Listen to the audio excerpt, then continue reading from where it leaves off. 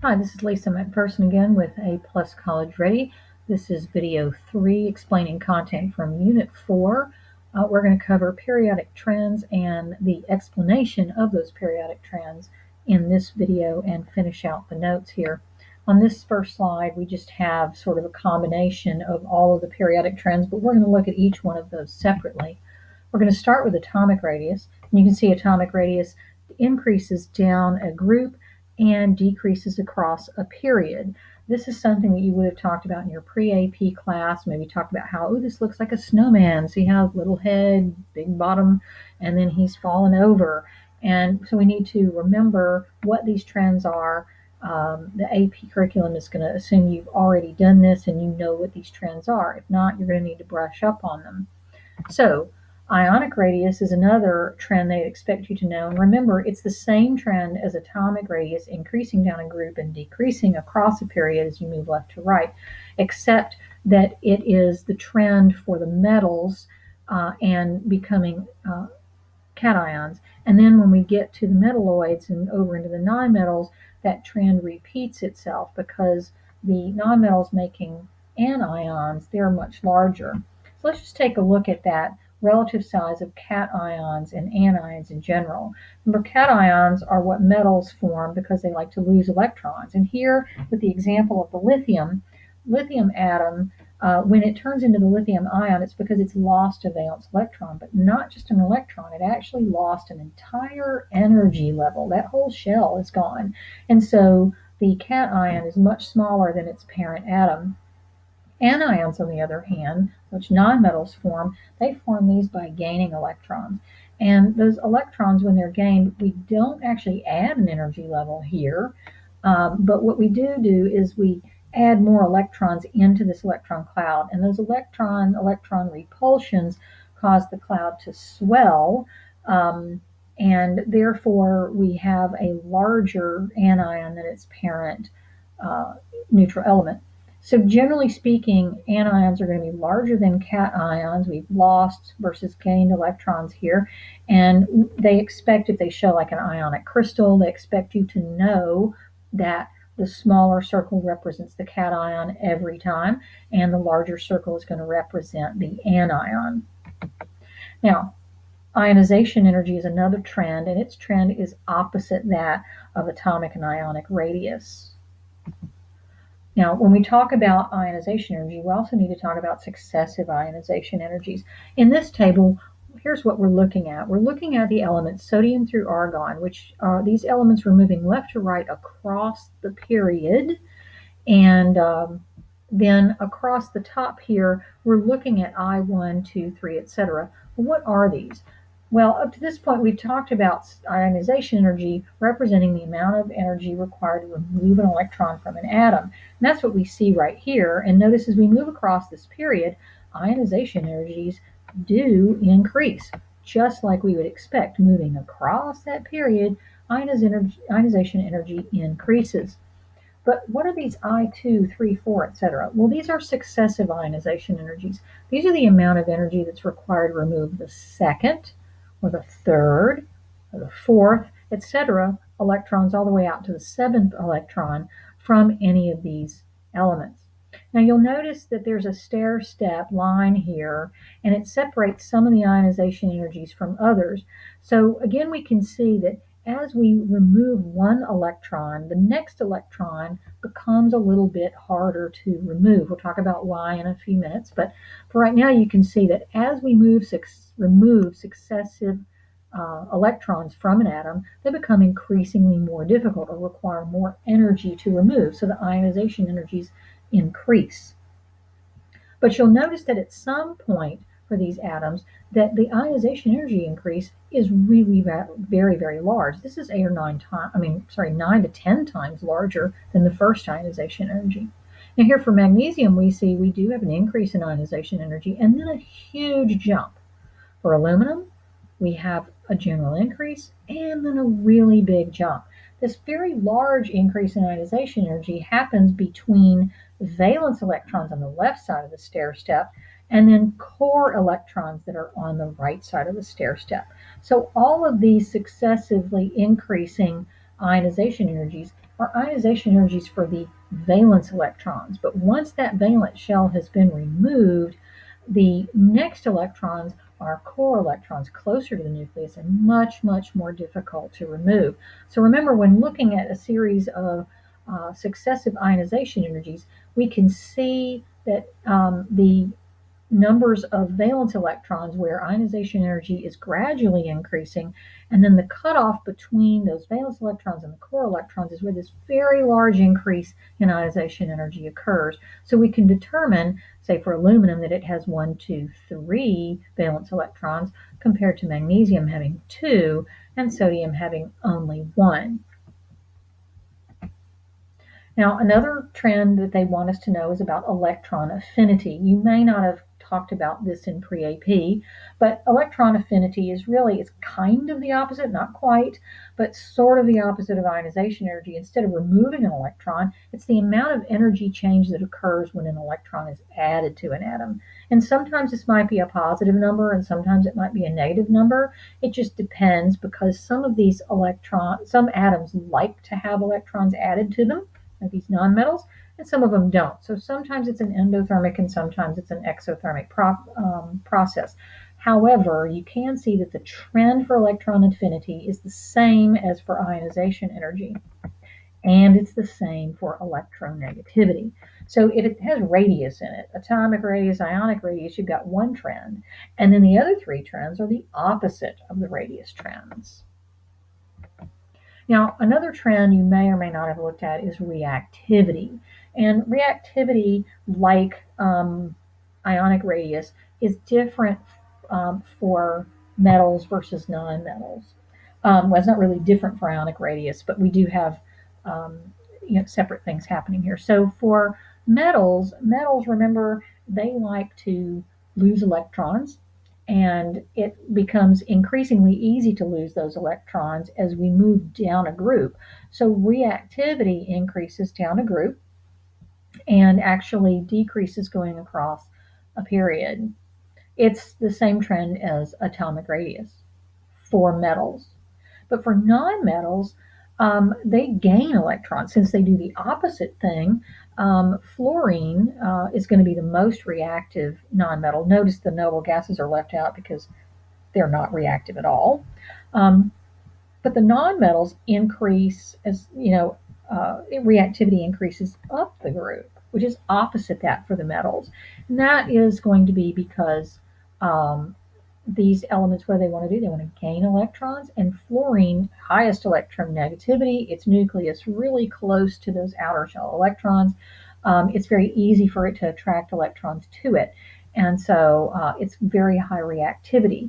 So moving towards fluorine, reactivity increases, and moving towards francium, the other F, in the opposite corner, we have reactivity of metals increasing.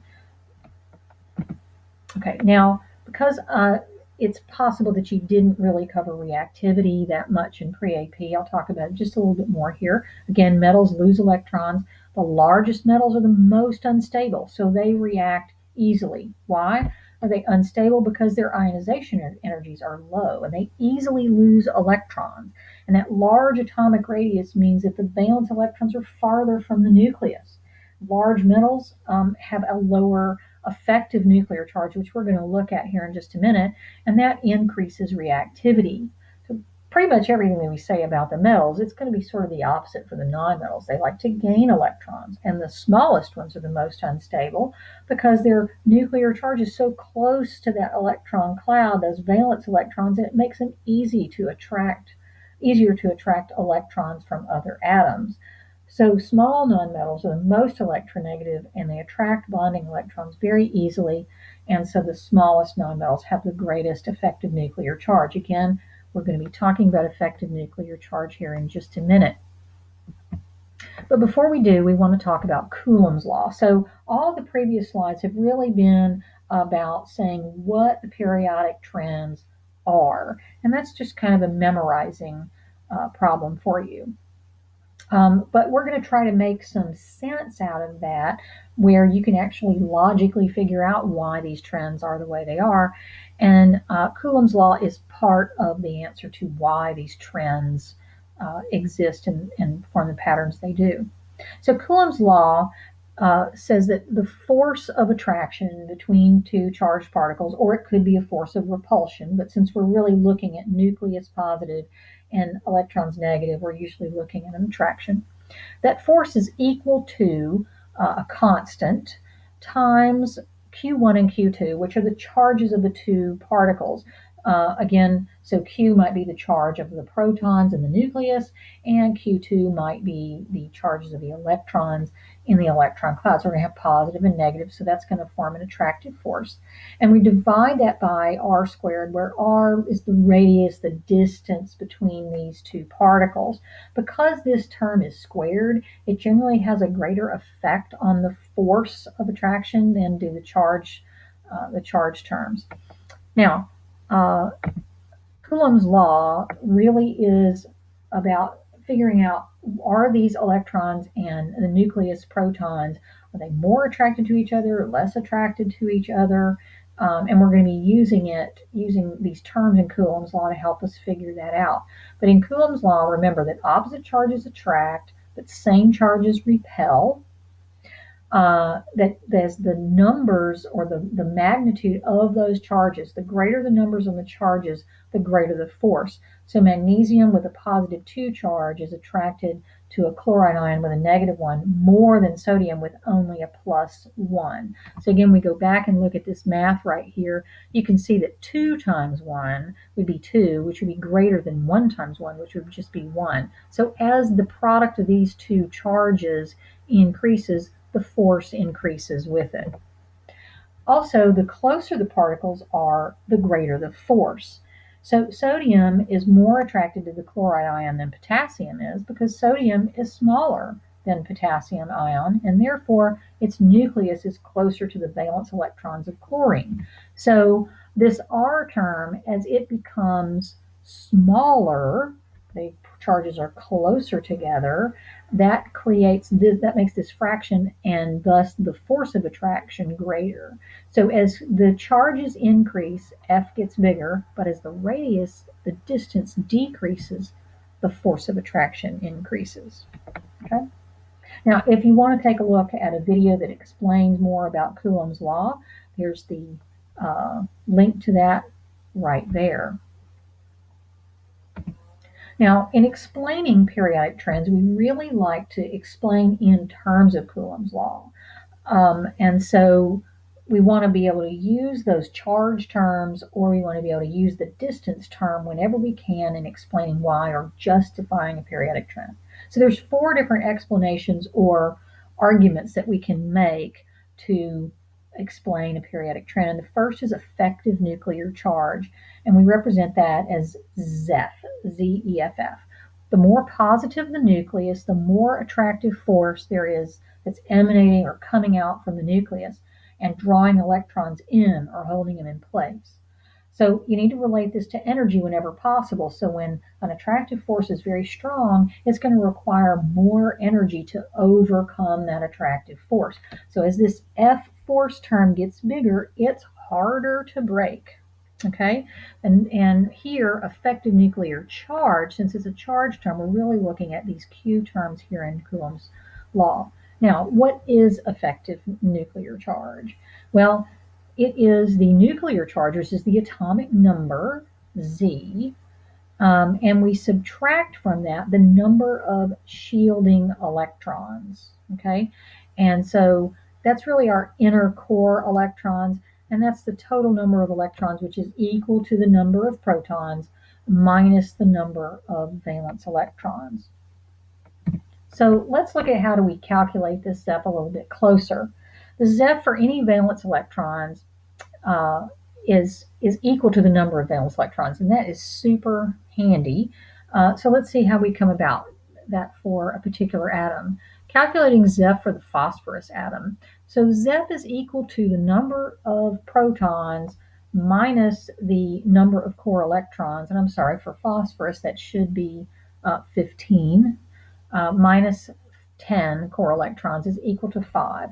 And so for a valence electron for the phosphorus atom, its effective nuclear charge means it that electron out there feels the pull or attraction of 5 of the protons. Why does it not feel all 15 of those protons in there? Well, it doesn't feel all 15 of them because of these 10 core electrons. They've sort of negated or canceled out that positive charge of 10 of the other protons. So the valence electrons in the outer shell only feel the attraction of 5 of those valence electrons. However, if we calculated the Zeff for an electron in the first energy level, where there are no other core electrons, that's that closest energy level closest to the nucleus, the Zeff here is 15 protons minus 0 core electrons. And so the first energy level electrons feel the pull of all 15 of those protons. So they have a higher effective nuclear charge. Okay. So let's practice calculating Zeff for a couple of different atoms. We're going to look at calculating Zeff for the valence electrons in chlorine, and then the Zeff for a 1s or inner core electron in magnesium. So pause the video here, take a few minutes, look back at some of the other slides, and see if you can calculate the Zeff for chlorine for its valence electrons, and then the Zeff for the 1s electron for magnesium.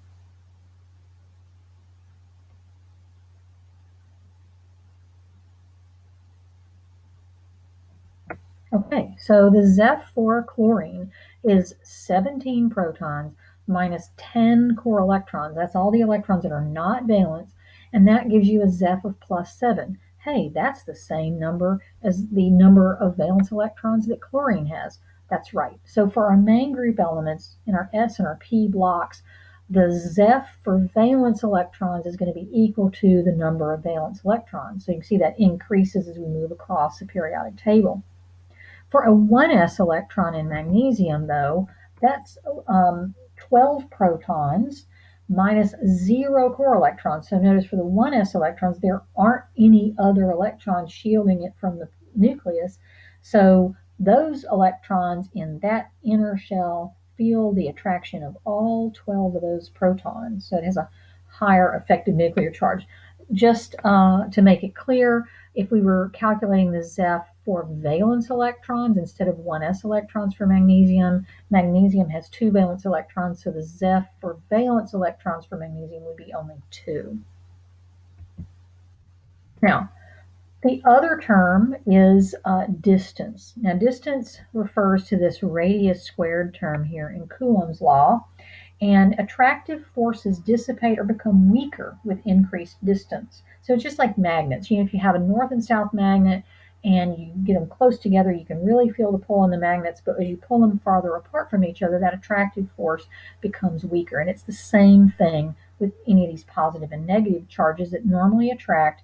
That attractive force is weaker as distance increases. So electrons that are farther from the nucleus are not as attracted to it, so they're held loosely, they're easier to remove, and so they require less energy to remove. Okay, so we can relate that to like ionization energy. Now, there are two other explanations or arguments that we can use in explaining periodic trends. They are used less often. Do not make these the first ones that you go for. You always want to use Zeff first, and you want to use second, you want to use the distance term, distance from the nucleus. Shielding really is where we have electrons getting in the way of the attractive force. Okay, so electrons in the core, the non-valence electrons, effectively shield the nucleus's attractive force on the valence electrons, and you see that being part of the Zeff calculation. Now, use shielding only when going up and down a group because we're adding energy levels, and more inner core energy levels means more shielding.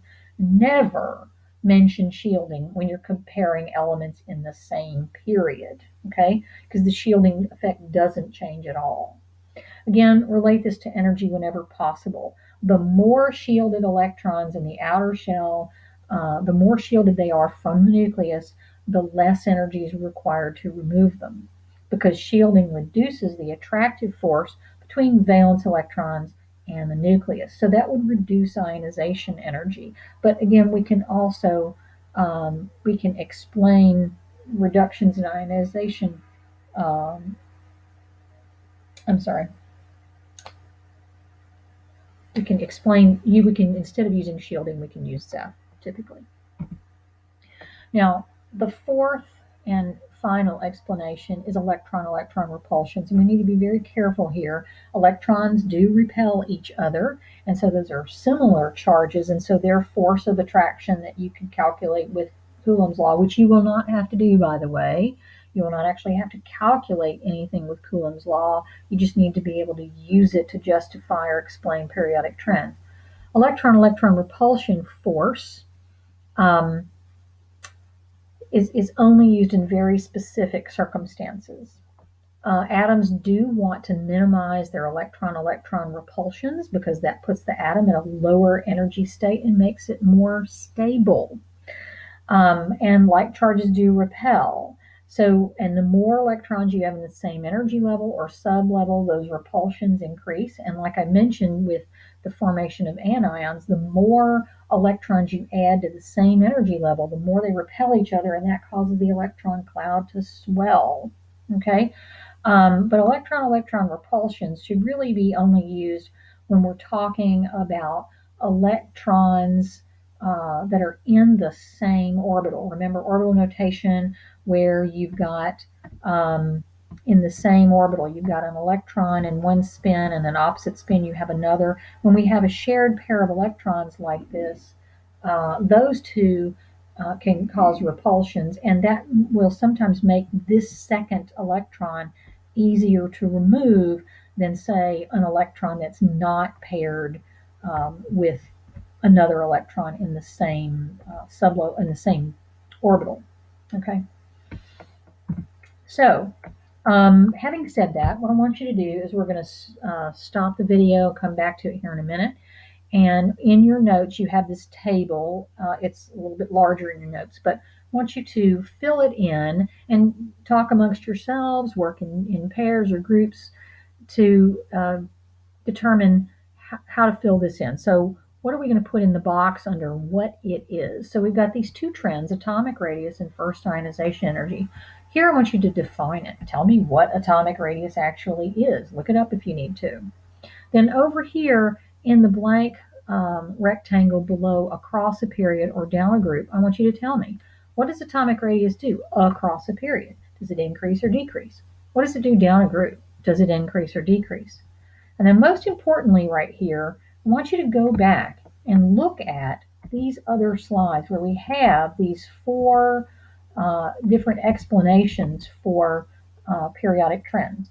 Effective nuclear charge, okay, distance, shielding, or electron-electron repulsions. Be careful, I really want you to focus on the first two, Zeff and distance from the nucleus, and try to figure out what's happening as I go across a period or down a group that would cause this radius to increase or decrease. Same thing for first ionization energy. Define it here. Tell me what's happening with that period. Across a period and down a group, is it increasing or decreasing? That's all I need to know. And the justification, use effective nuclear charge or distance, those are terms from Coulomb's law, to justify what's happening. So we're going to pause the video here for a while and then come back to this and we'll take a look at the answers. Okay, I know you really enjoyed that. That's something that you're going to have to do on free response questions on the AP exam. So let's take a look at the answers. First of all, atomic radius is really the distance from the nucleus to the valence electrons. It's technically 1/2 the distance between the two nuclei of two covalently bonded atoms, but we're really just talking about how far is it from the nucleus to the valence electrons. Atomic radius increases down a group and decreases across a period. But why? So let's look at down a group first. That's a little bit easier to understand. As we go down a group, atomic radius increases. Remember, the snowman gets bigger. But why? Well, because energy levels have been added. And so that just makes the radius of the circle larger. And in Coulomb's law, the distance is squared, and that makes the forces of nuclear attraction less between the nucleus and the electron cloud, and so the atoms get bigger and bigger. Okay, so this is really adding energy levels is the justification for an increase in atomic radius. But across a period, this is the tough one because it doesn't seem to make sense. If you add protons and you add electrons, shouldn't the atom get bigger? Well, it does get bigger in terms of it gets heavier. However, what happens is remember we said that Zeff, that effective nuclear charge, which is equal to the number of valence electrons for our main group elements, that effective nuclear charge increases. That means that those electrons feel the pull or the attraction of more and more and more of those protons in the nucleus as the atoms get larger. And so the more protons and electrons we add, the numerator, the charges in Coulomb's law become larger. And so the force of attraction between the nucleus and the electron cloud are increased. Okay, and remember, we're adding electrons. They're all in the same energy level. So there is no change in the distance term in Coulomb's law. Unlike going down a group where we're adding energy levels, we're not adding energy levels here at all. Everything's going in the same level. We're just increasing the effective nuclear charge, and so the electrons are more attracted to the nucleus, so the atoms actually shrink. They're heavier, they're more dense, but their radius is actually smaller. Now, first ionization energy is the energy required to remove an electron from an atom in the gas phase. So notice that the trends for first ionization energy are exactly opposite those of atomic radius. So let's look at going across the period.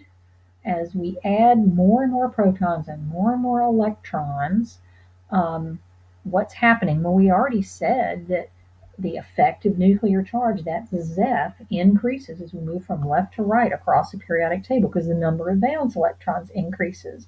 So the valence electrons are more attracted to the nucleus, and because of that, it requires more energy to remove them. Okay? And the valence electrons get closer and closer because they're more attracted to the nucleus. They're getting closer and closer to the nucleus, and that makes them also more difficult to remove. Now, as we go down a group, what happens to ionization energy? Well, it decreases. And why? Well, really the same justification for atomic radius. We add more energy levels. But now, because adding more energy levels, the distance term in Coulomb's law, that denominator that's squared, it becomes larger, and that actually reduces the force of attraction between the nucleus and the electron cloud, and therefore the valence electrons require less energy to remove. Now, I'm not going to say that this is particularly difficult, or that is not particularly difficult, because this can be really confusing in justifying these periodic trends, but you should expect them to ask you questions like this, and you have to justify the trends. Let me make it a little bit easier on you. Anytime that you are talking about a trend across a period, use Zeff. Use effective nuclear charge to talk about how the Zeff is increasing, the electrons are more attracted to the nucleus, so it either reduces the radius or it makes electrons harder to remove, but Zeff is your argument of choice when we're talking about trends across a period, regardless of the trend. Going down a group, though, you'll notice that energy level is always added. This is the distance term in Coulomb's law. And so because you're always down a group adding energy levels, those electrons are going to get farther from the nucleus. What does that mean? It means that the radius gets larger, and it also means that the electrons in the outer edge are farther from the nucleus, and therefore the amount of energy required to remove them becomes less. So use Zeff across a period and use distance down a group. Shielding, you should probably try to stay away from that if you can, because I think that these other two will probably cover most everything that you have to mention. Shielding is really built into Zeff somewhat. And then as far as electron-electron repulsions, we'll see I think I can't remember if it's multiple choice or free response, but there's some questions I'm going to go over with you in subsequent videos where we'll talk about where electron-electron repulsion is really a valid argument. Okay? So this is the end of video 3. It's the end of content for Unit 4. And so there are going to be 2 more videos. Video 4 is going to be about multiple choice questions, and video 5 about free response.